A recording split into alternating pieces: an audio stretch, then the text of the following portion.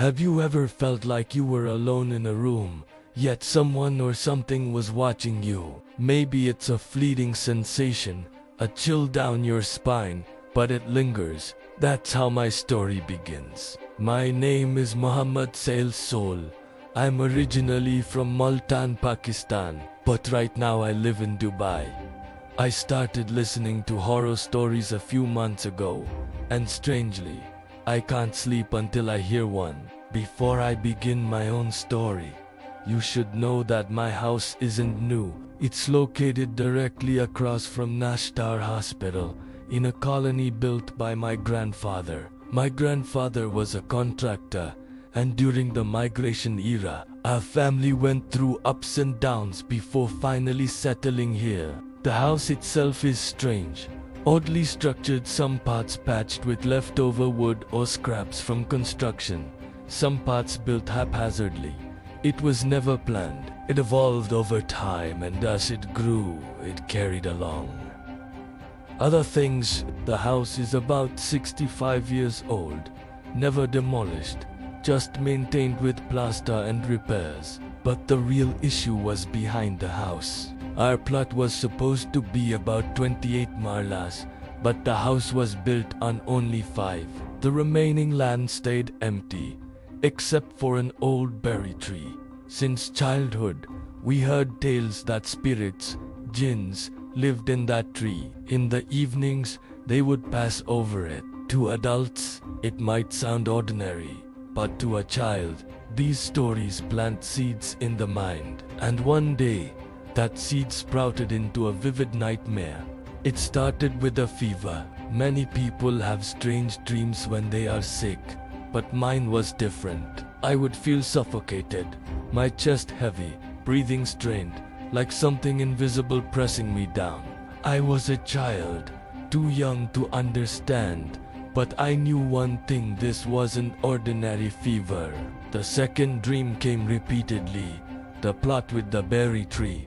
My little sister and I would be playing there. Everything seemed normal, until her voice called from behind. I would turn, expecting her there, but she stood in front. Then the voice came again, closer, behind me. Every time I ran toward the entrance in the dream, the tree seemed to pull me back.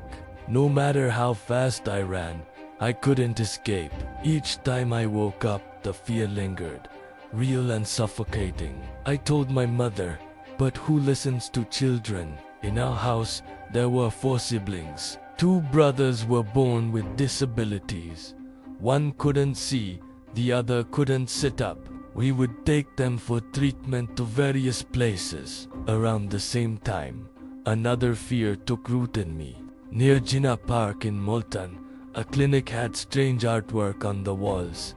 One triangular mark resembling a fidget spinner, dark and hollow where the face should be, with an orange bone-like object above. Passing that image terrified me. Silence seemed to swallow all sound. One winter night, around 2 o'clock to 2:30 a.m., while everyone slept, I saw it standing in my room, close to my bed.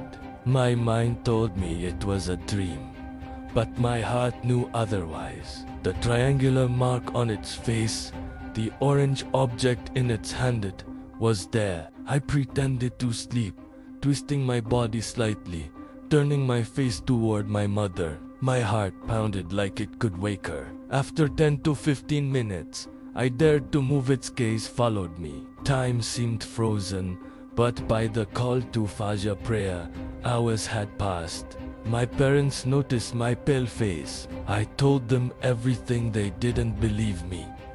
After that night, I changed. The fear of that night stayed with me. Every room, every corner felt heavy, unnatural.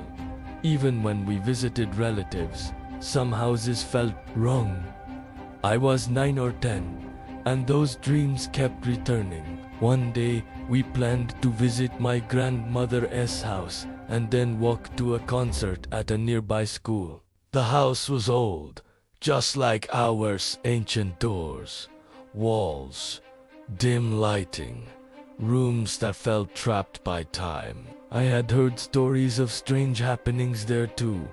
That day, while playing on the roof, a similar feeling of heaviness returned. Children ran, throwing berries at each other, but I felt what's my courage faltered. I froze, sensing someone above. The other kids suddenly ran inside, leaving the roof door shut. I was alone. The air pressed down. I saw the familiar image of my home, my room, the figure. I pounded on the door. Laughter echoed from inside. I cried as I descended, seeking refuge with my aunt.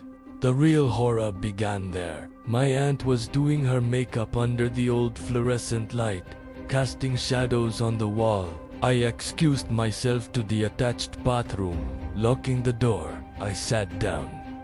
The door began to slowly open on its own. I checked the lock. It was secure. My heart didn't have fear yet, only confusion. But then, the shadows appeared, two skeletal figures dancing on the wall, human-like, yet grotesquely unnatural. My mind told me they were shadows of my aunt, but they weren't. I screamed and ran to her. After that, I stopped going alone to the roof or any quiet place. My younger sister, however, was unaffected. The fear seemed targeted only at me. I no longer feared just in dreams. I feared even with my eyes open. Then the neighborhood whispered. A wandering spirit, disturbing residents. One married couple had a terrifying encounter. The husband saw his wife walking, then turned around. She wasn't there. A tall, disheveled woman with empty eyes appeared. People began to realize something was wrong. At home, I would experience the same oppressive feeling: stairs, hallways, even familiar rooms. It returned gradually, like a ghost of the past, as if something was always behind me. The talisman my father had placed to protect us seemed to lose power over time. We sought help from elders and spiritual guides. Some prepared talismans, others offered rituals. One young man, Zubair, helped us with a talisman that, once placed, finally brought relief. The oppressive feeling subsided. The house felt lighter. I could sleep. The dreams lessened. Years passed. By 8th and 9th grade, life seemed normal, or we convinced ourselves it was. But even now, occasionally, I feel it. A presence, a heavy air, a shadow that shouldn't be there. I learned then what my father later told me through the elders. Fear attracts the attention of the unseen. Those who are afraid become easy prey. Even after protection, after talismans, after guidance, the lessons remain. Fear leaves a mark, and I carry mine still. A reminder that some things in this world, in our homes, are older than us and far closer than we dare to believe.